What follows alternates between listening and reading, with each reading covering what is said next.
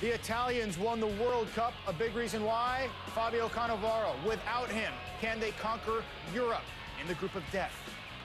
Ronaldo led Man U to the Premier League title, to a Champions League title. Does he have what it takes to lead his country to the European title?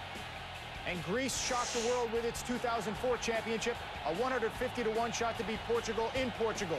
Who will be the superstar in this Euro? All that and more coming up on UEFA Euro Today.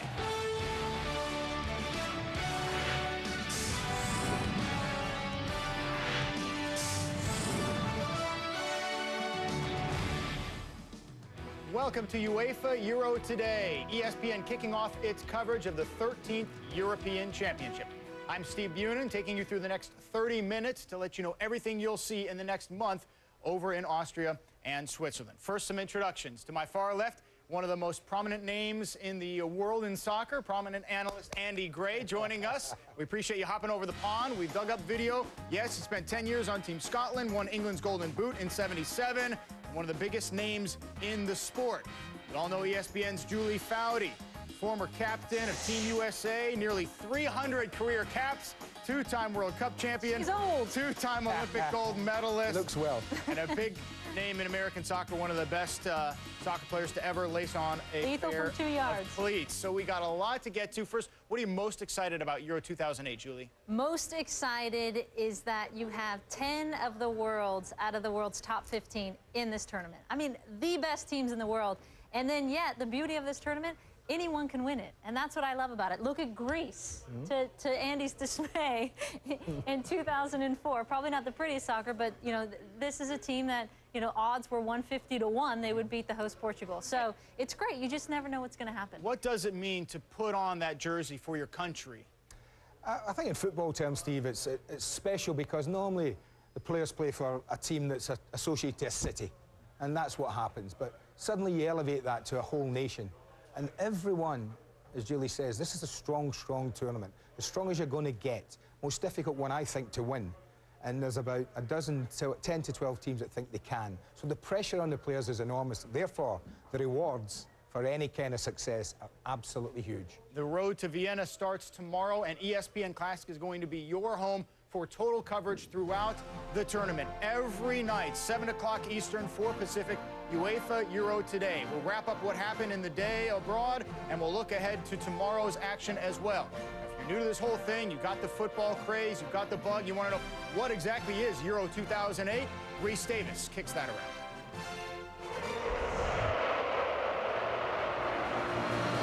What is the European Soccer Championship? It's rivalry week for 23 days. First played in 1960, the tournament is staged every 4 years. It has become a compelling combination of Cinderella stories, golden goals, and international idols. In one of soccer's greatest upsets, Greece won the title 4 years ago. The cradle of democracy rocked with jubilation. Now, the Greeks defend their title at Euro 2008. Standing in their way, soccer's master magicians. Portuguese superstar Cristiano Ronaldo, Italian maestro Andrea Pirlo, and Spanish sensation Fernando Torres. The 2006 World Cup Final Four will try to scale soccer's great heights once again. France, Germany, Italy, and Portugal are 4 of 16 nations in soccer's strongest field of the year. 16 national teams that have long overlapping histories. Arch rivals Poland and Germany face off again. Their last encounter produced a thrilling finish. Italy versus France, though, is the head of the class. Only one thing can top the drama of their golden goal title game in 2000. Zinedine Zidane bowing out in a blaze of madness as Italy won the World Cup in 2006. It's the tournament where each contest seems drawn from the group of death, a unique encounter at the epicenter of the world's game. And it provides a dramatic opportunity with the world watching for stars to break out and become household names, Julie. Who do you look to make that move this time around? Well, the neat thing about this tournament is you have so many players, younger players, like you said, that are ready from that next generation to step out. I mean, you saw two on that piece, Cristiano Ronaldo and Fernando Torres, but you've got a handful of them. Ribéry from France, Benzema, another young player, scored the most goals in the French league this year. You have this kid from Germany, Mario Gomez. So it's just, it's fantastic, because whoever I think of those younger kids can make an impact for their team will really help their team do well in this tournament, no question. Absolutely. I mean, tournaments like this are all about young players who have done particularly well with the clubs and club football, stepping up to the international plate, if you want, and saying, go on, guys. I look at, you mentioned the top ones. I look at people like Cesc Fabregas at Arsenal, a magnificent talent, and at club level had a fantastic season. But can he repeat that form this summer for Spain? We wait and see. And it's a tournament so thick with teams that can do damage. As you mentioned earlier, Julie, 10 of the top 15 teams in the world are in this 16-team tournament. Now, the two hosts of the tournament get automatic bids, Austria and Switzerland. For Team Austria, it's such anticipation that the fans in that country petitioned the government to have the team withdraw. They're very worried about the team not having a lot of success. Pedro Gomez is over there and joins us now with a report. Soccer fans from across Europe are about to descend on Austria, and the signs here are impossible to ignore. Vienna's most famous building has become the backdrop to what will be an enormous party. Pedro Gomez, ESPN.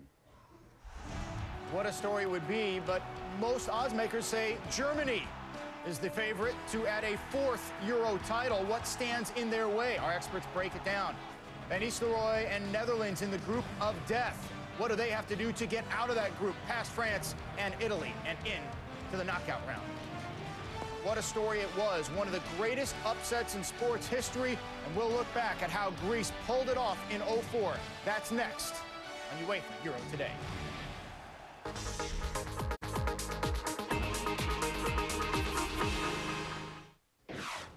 Vienna is the capital city of Austria and a world capital of culture and the arts. Nestled along the banks of the Danube, Vienna, a center of opera and classical music. Famous for its magnificent public gardens, Vienna is also the birthplace of Johann Sebastian Strauss, the maestro of the waltz. Who will waltz away with Euro 2008? That will be decided on Sunday, June 29th at Ernst Happel Stadium in Vienna.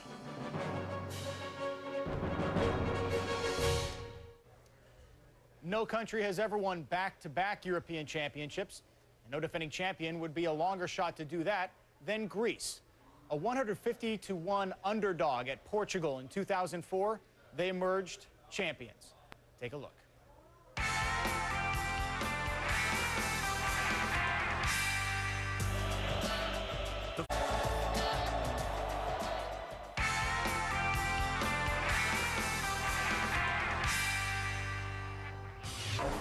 Germany and France are the only countries to win this championship more than once. The Germans have done it 3 times, the French twice. But as you can see from Greece and Denmark in '92, upsets can and do happen when you have the best of the best facing off. Andy Gray and Julie Foudy now to break down the groups group by group to tell you who might come out of A, B, C, and D. And we start in alphabetical order with Group A. And so this is Czech Republic, Portugal, Switzerland, and Turkey. And we're going to talk a lot about Cristiano Ronaldo and the Portuguese.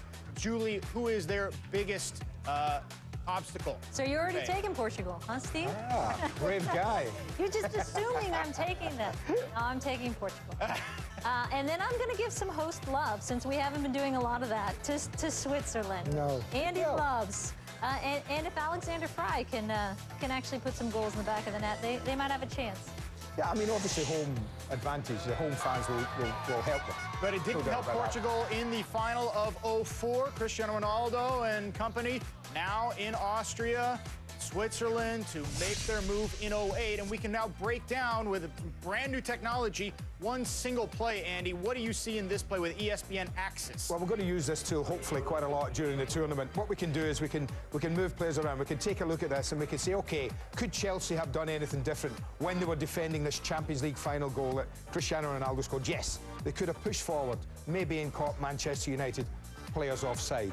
They didn't. So what else can we do with this? We can take it above the play and say, OK, is everyone else OK? Look at the middle of the park there. John Terry and Wayne Rooney, that's OK. I can't pick any faults with that positioning. It's at the back. Essien and Cristiano Ronaldo. Now, in this piece of action, Essien, in my opinion, can only see the ball and not the player. Now that, you can't do if you're a defender. If we move Essien, and we can do it, and it's beautiful to be able to put him into the perfect position. If we move him just a couple of yards, we've now got Essien in what I think the perfect position to defend us, where he can see the ball and he can see Ronaldo. And he would have been able to defend the cross a lot better. But, as we know, he wasn't in that position. He was where he was, and the rest, they say, is history. A fantastic header. And no one scores goals like Cristiano Ronaldo in this tournament. He will certainly be someone we are watching in Group A. Out of Group B, you have another host country in Austria, and no host country has won this since they went to the random sighting format a few years back. So certainly the Austrians are not the popular pick. But in Group B, we do have the heavyweight, Germany. That is the odds-on favorite to win UEFA Euro 2008, paired with Croatia, Poland, and the co-host Austria. When you talk about Germany, you talk about their superstar, Michael Ballack. And Michael Ballack, after having come off injury and some troubles at Chelsea before where he was struggling a little bit, is just playing so well, and I think that bodes very well for the Germans. He goes box to box, defensively, offensively. I think he's been toughened up a little bit defensively in the English Premier League, so I think that's a great sign for Germany, and they've got so much depth in midfield, up front. I like they're right the favourites, Julie, you're right. And their main man is Michael Ballack, not a doubt about that. Have a little look out for Croatia. I know they've lost Eduardo, and that is a massive blow. I wonder if they will come through that. But in Luka Modric, young lad, who 22-year-old player who Tottenham was signed for £18 million recently. There's a massive pressure on his shoulders, this young player's shoulders, to step up to the plate in this big tournament and say, OK, we've lost Eduardo, but can you, Luka Modric, be our master in disguise? Germany's certainly the favorite to come out of Group B, and some people's favorite to win it all. The group of death is what we talk about next, and that is Group C, with the two squads that faced off in the World Cup final that ended with Zinedine Zidane. France, Italy, Netherlands, and more. That's next.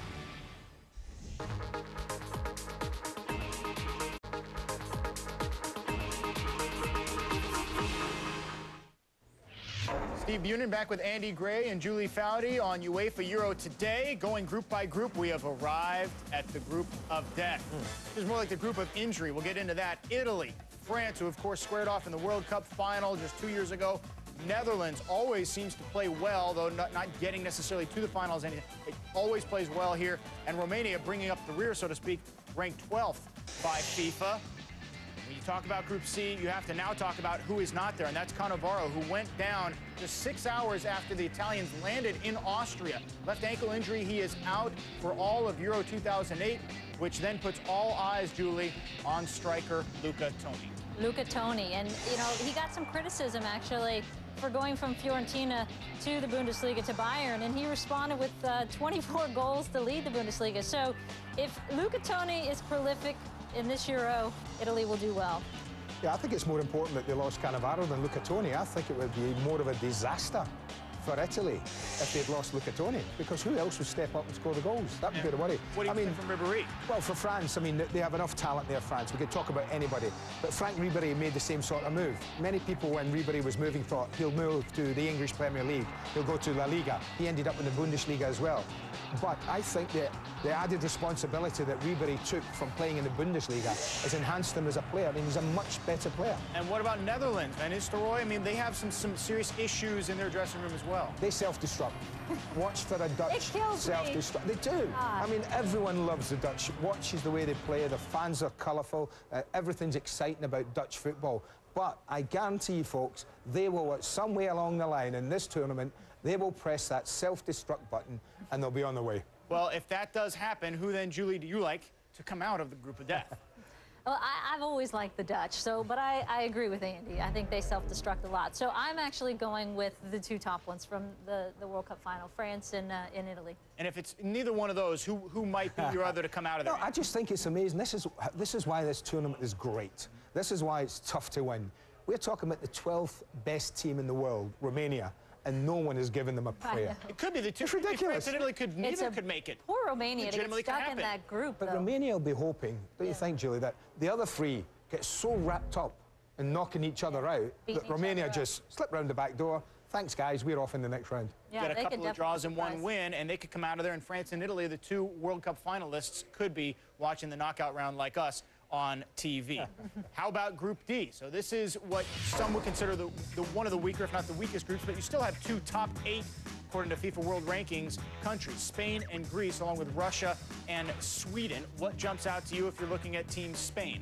Well, I like the Spanish. I mean, how they've not won anything for 40 years is beyond me. The amount of great players that have come their way. There we go. That's how long it is, 44 years. Right on cue, guys. Thank you. And I think that the Spanish folks now have said to this team and said to the coach, you need to produce. And in this young boy here, El Nino, as he's known back in the UK, plays for Liverpool, is just a phenomenal player. You know, this is the kind of guy, his movement is so good that he could run through a puddle and not make a splash. You know, that's the way this guy works. He's an unbelievable finisher. He's great with his head. He's quick. He's got wonderful touch. He's a perfect leader of the line for Spain. So, Julie, you've played in these types of groups where you're, as Team USA, you're the favorites. Is it a little easier if it's a weaker group for you to come out a little more rested, a little more confident, and then make your mark in the knockout round? Well, I actually don't think it's a weaker group. I think it's still pretty strong. I mean, I think Sweden, they brought back Larsson out of retirement, although he is older. I think that was a big boost for them. I think Russia, although very young, they could be they could provide some surprises. Don't travel well, the Russians, do Yeah, they? they don't. Notoriously in these tournaments, the Russians don't turn up. And the Greeks, they're not going to score a lot of goals, but they're going to be strong defensively. Beware of Greeks bearing gifts, yeah? Well, and as Greece proved in '04, certainly anything can happen in a UEFA Euro. Now, Vienna. The road to Vienna begins tomorrow with a pair of games. It'll all be decided in Vienna Sunday, June 29th. Every night, ESPN Classic 7 Eastern, UEFA Euro Today, wrap-up of the day, and a look ahead to tomorrow.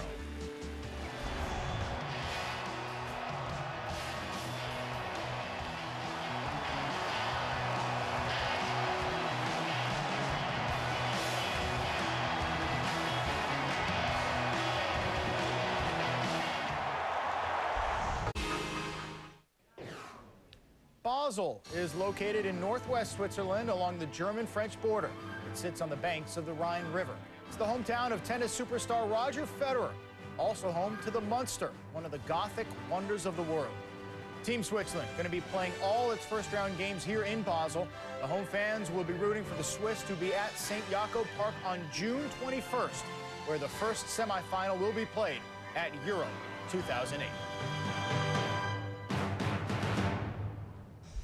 Coverage begins at 11:30 Eastern, 8:30 Pacific with the Swiss and Czech Republic, followed by Portugal and Turkey. Every single game of UEFA Euro 2008 kicks off at noon Eastern or 2:45 Eastern, all the way until the championship Sunday, June 29th. Here is who the odds makers say will be facing off. They said it'll be Germany and Spain, with Italy, Portugal, and France the other top 5 favorites. Time to now get our picks from our experts, Andy Gray and Julie Foudy. Who comes out of which group? And at the end, we'll get your pick to win it all. Julie, we start with you in Group A. Group A, I think we all agree Portugal. I think that's pretty easy. And then I'm going with the host country. I'm going with Switzerland. Are you really? I am. Good girl. Yes. Now, I'm definitely Portugal, but I'm going to go with the strongest side, the Czech Republic. How about Group B? Group B, I'm going to go with Germany, which I know is a big surprise. And then I'm going to go with Croatia. I think they have enough, despite not having Eduardo.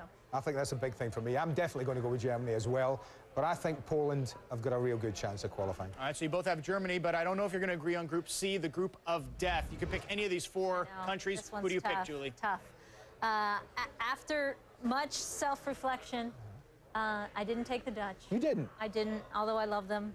I'm going with France and Italy.